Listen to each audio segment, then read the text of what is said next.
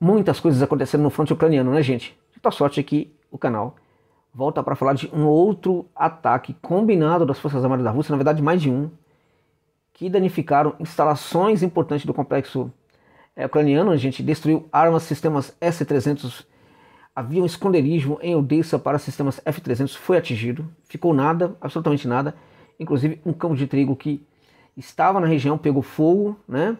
O que também serviu para que a Ucrânia utilizasse esse fogo sobre o campo de trigo, como uma propaganda contra a Rússia, tá? Mas, né, o campo de trigo, na verdade, escondia ali um galpão gigantesco, né? Que era um galpão com armas, né? Com várias armas da OTAN, mas sobretudo os sistemas S-300 que a Ucrânia precisa muito, que a Rússia teria destruído com o míssil Iskander. Também comentar sobre ataques aí sim, diretamente contra tropas ucranianas, né? Um ataque devastador contra tropas ucranianas que aconteceram ali em várias regiões da Rússia. Mas também comentar sobre um outro país aí, gente, que pode arrumar problema porque começa o seu discurso contra a Rússia, esse discurso, sabe, bélico, terrível, né? Contra a Rússia, pode redundar em algo muito negativo para esse país. Por quê?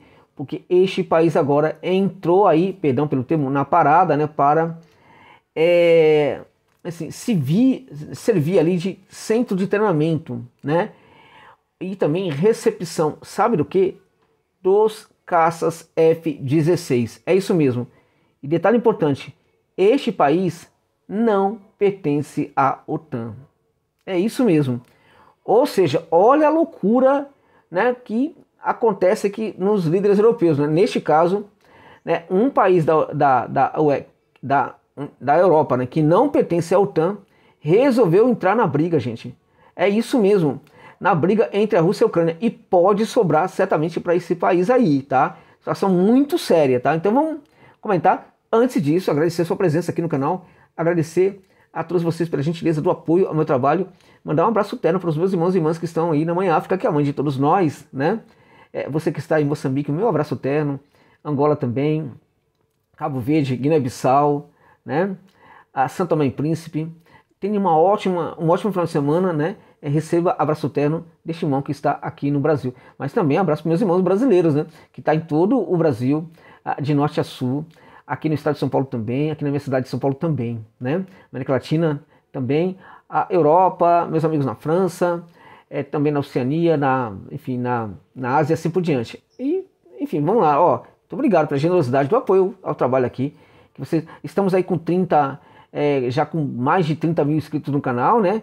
Mais de 32 mil inscritos no canal, mais de 32.500 inscritos no canal também. Vamos tentar construir os 33 mil para depois a gente chegar, por que não, a 35 mil, gente. Vamos tentar trabalhar esses 35 mil para que no final do ano, por que não, a gente possa chegar a 50 mil inscritos aqui.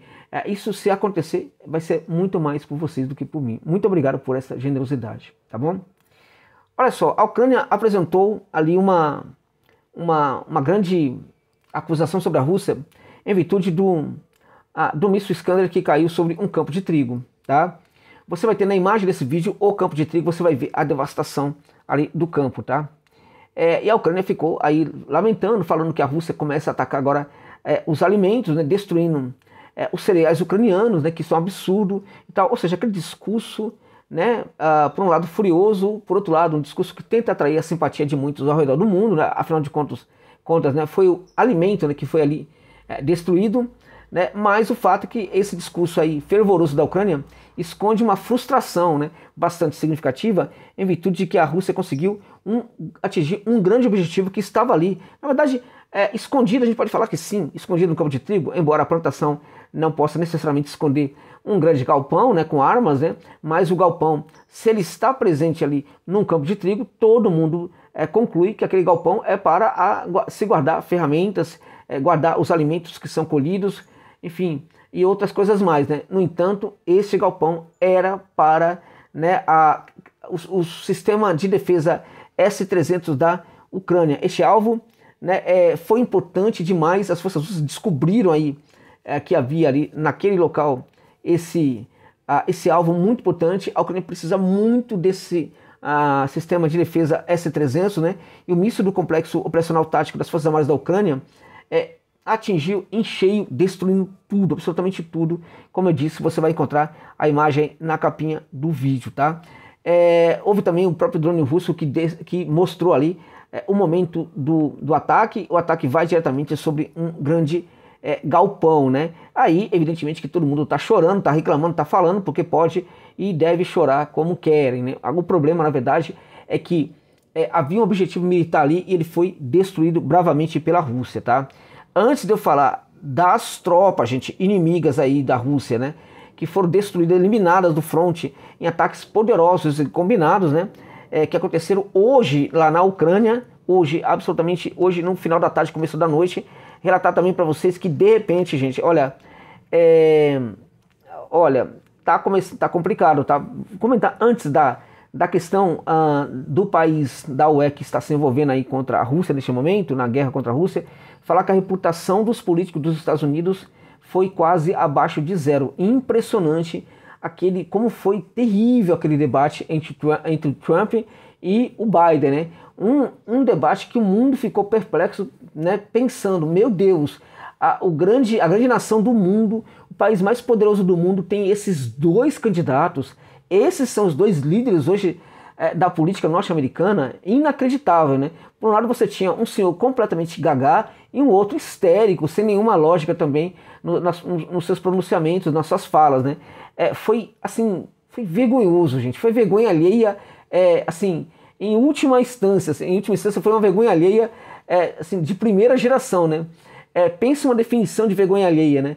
Esqueça os dicionários. Veja parte do debate entre o Trump e também o Biden. O mundo está sorrindo, está dando risada, né? Mesmo os amigos dos Estados Unidos estão rindo do que está acontecendo. O Scholz deu uma declaração falando que o Biden sabe muito bem o que está fazendo. O Scholz não sabe nem muito bem o que está falando neste momento, né? O Scholz, né? Porque quando ele fala que o Biden sabe muito bem o que está fazendo, tem o controle de tudo, isso mostra claramente que também o Scholz deve estar gaga, completamente gaga. Inacreditável, né? O mundão está rindo mesmo, né? E os democratas estão fazendo de tudo neste momento para ver se consegue trocar o Biden, porque eles entenderam que o Biden já não tem mais condição. Meus amigos, a estupidez não é somente do Biden. Como que essas pessoas não perceberam isso antes? Não é isso?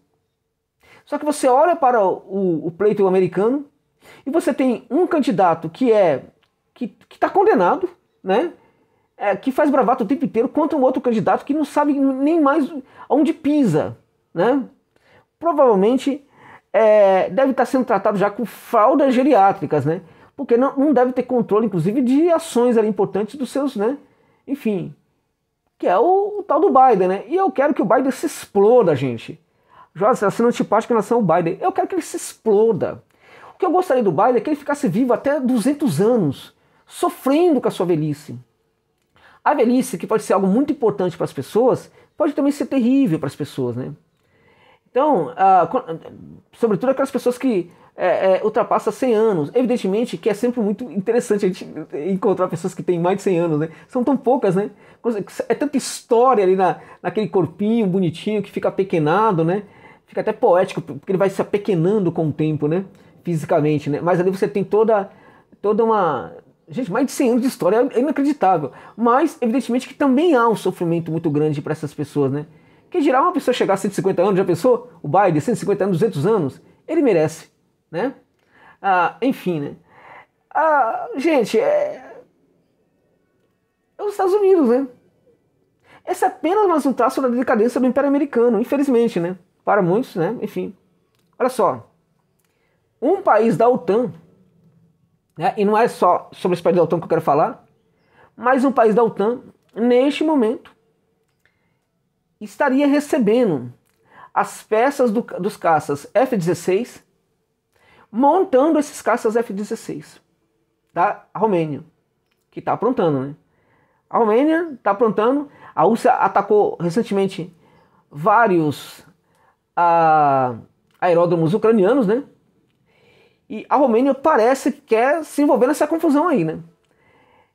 E na região de Constança, onde está vendo essa montagem dos caças F-16, né, o que mais surpreende é o fato de que ali você tem, evidentemente, especialistas da OTAN, mas o que mais surpreende é para onde vão, depois de montados esses caças F-16, quando sai de Constança ali na região da Romênia. Eles vão para onde? Eles vão para Moldávia, gente. Isso mesmo, da dona Maia Sandu, né? Aquela russofóbica, né? É uma líder que é muito estranha, né? Porque se você for na Lituânia, na Letônia e na Estônia, né, a despeito de haver muita gente que é contra o governo, né, e que é pró-russo, sobretudo os russos, mas também há pessoas desses países que são assim, mesmo com toda a campanha, sabe, a campanha russofóbica que foi feita durante muito tempo, né, você ainda encontra algumas pessoas que apoiam a Rússia na população, tá? Apoiam a Rússia na população na população da Estônia, da Letônia e da Lituânia. Mas você consegue entender, na verdade, ali, que os líderes eles têm muito apoio da população que também hoje manifesta a russofobia. Embora tenha apoiadores da Rússia, grande parte da população da Letônia, Estônia e Lituânia são russofóbicos, né? Então é normal que o governo seja totalmente contra a Rússia. Só que a Moldávia é um caso completamente diferente. A maior parte da população moldava, né, não é uma população russofóbica, longe disso. Eles entendem o russo como se fossem seus irmãos. Eu diria que na mesma proporção que, né, fazendo abstração dessa guerra, tirando essa guerra de cena, mas o povo ucraniano era um povo que gostava muito do povo russo, né? O povo moldavo é muito parecido. Em algumas aldeias moldavas temos uma proporção percentual muito maior de moldavos que apreciam os russos em relação ao que eram os ucranianos antes da operação militar especial. Então a Maia Sandu, na verdade, que foi colocada no poder também com muito investimento da União Europeia e tal, ela tem feito essa campanha. É um ex-líder do país que seria um pouco mais para o lado russo, já falou que vai concorrer nas próximas eleições, mas a Maia Sandu, que, né, em virtude dela pode haver uma guerra civil na Moldávia a qualquer momento, a Gaugásia pode, por exemplo, pegar em armas em algum momento contra toda a repressão que os gaugásios estão sofrendo hoje da Moldávia. A mesma coisa a gente pode falar que em algum momento pode ter um conflito entre a Transnistria e também a Moldávia, tá? Por causa da Maia Sandu, né? E qual é a da vez agora da Maia Sandu? A Moldávia resolveu ser a receptora para esses caças prontos, né? Eles chegam ao território, ninguém sabe que se dali partirão, evidentemente, para atacar o território russo. Não está, em nenhum momento isso foi cogitado, mas neste território moldávio, com os caças F-16, a OTAN está fazendo vários treinamentos, tá? Está fazendo vários treinos de todas as modalidades com os caças e também com muitas outras armas da OTAN, né? Então, exercícios sendo feitos no território moldávio, com aeronaves de toda espécie, né, com mísseis também de toda espécie. Para quê? Para depois, né, esses mísseis, essas armas atingirem o solo da Rússia, o território da Rússia. É claramente que essas armas podem, e essas aeronaves podem perfeitamente não partir diretamente da Moldávia para atingir a Rússia. Esses mísseis podem não sair do território moldávio, mas na Moldávia está vendo o exercício militar hoje assim, constante, né, com essas armas da OTAN. Armas de todos os tipos, né? Mísseis de longo alcance, mísseis de alcance médio, né?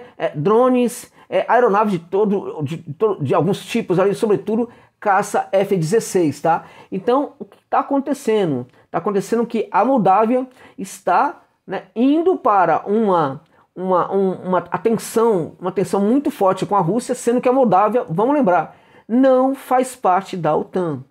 Alguns especialistas já falavam no passado, e eu, né, também chancelava, né, a informação de que a Moldávia poderia se tornar uma nova Ucrânia. A OTAN está tentando encontrar novas Ucrânias, né? Foi derrotada nesse seu projeto, nessa sua ambição lá na Geórgia, mas nunca abandonou essa missão, essa tentativa com a Moldávia. Depois que foi derrotada lá na Geórgia, a OTAN intensificou suas ações na Moldávia.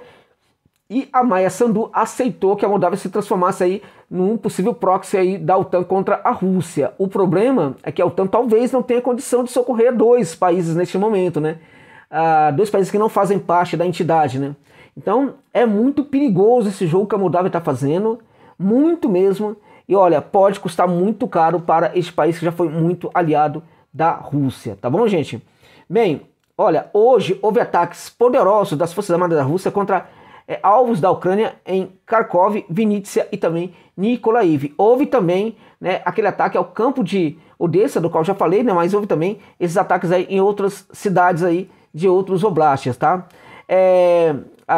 As explosões aconteceram, por exemplo, no oblast de Vinnytsia, e segundo dados recentes, um alvo, né, que foi atingido foi o centro logístico das Forças Armadas da Ucrânia, né, que tinha muito equipamento militar acumulado ali no local, além também de tropas da OTAN, tá?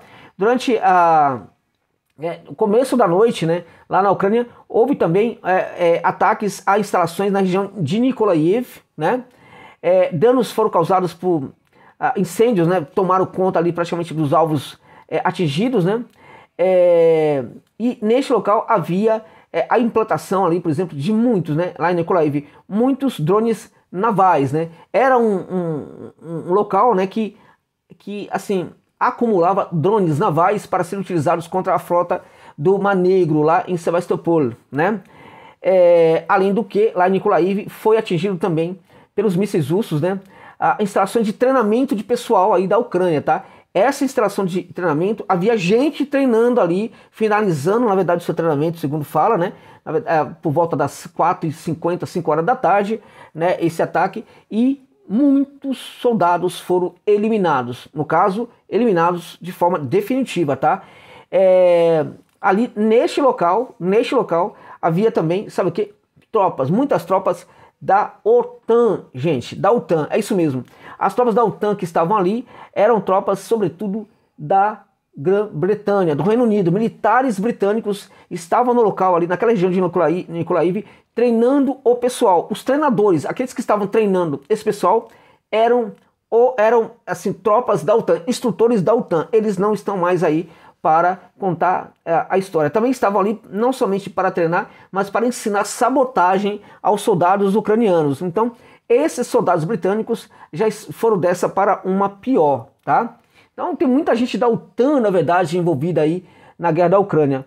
Para vocês terem uma ideia, aquela notícia que eu dei sobre a Moldávia, quem são os instrutores, né, para os ucranianos aí, para como usar os caças F-16 e outras armas potentes que a OTAN oferece para a Ucrânia?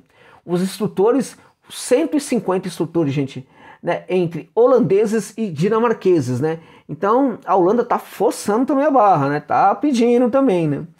Enfim, válido também ressaltar que na madrugada de hoje, né, houve também outros ataques ali em Odessa, mas não aquele outro ataque que eu já falei, né?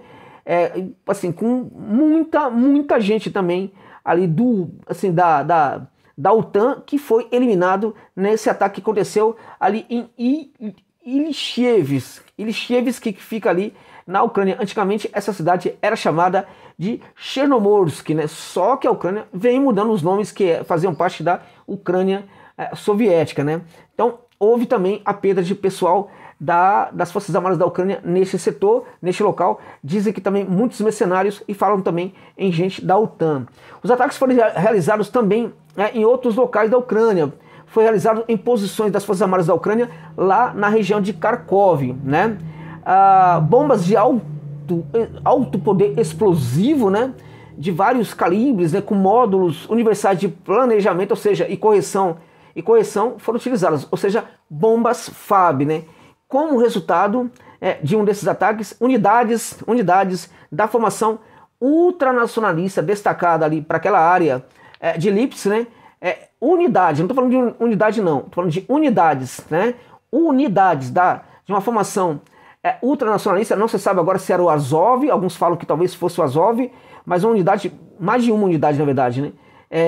Foram assim eliminados do fronte. Na verdade, foram atingidas pelo fogo, né? O fogo tomou conta dos corpos de alguns que ficaram aí tentando se salvar, mas poucos se salvaram, porque ali no caso caiu uma bomba FAB. Além disso, ataques foram realizados em posições da Ucrânia na área da vila de Borovadia. Também ali havia gente da OTAN. Ou seja, foram ataques precisos na madrugada de ontem, dia de hoje, e também no final da tarde e começo da noite de hoje lá na Ucrânia, que eliminaram muita gente da OTAN. vai começar a aparecer aí oficial da OTAN, que alguns oficiais também podem ter sido eliminados nesses ataques, oficiais que morreram do nada, caindo no chuveiro, né? Ou andando, voando ali de paraquedas e assim por diante, tá? Porque o dia de hoje, o sábado lá na Ucrânia, foi um sábado de terror.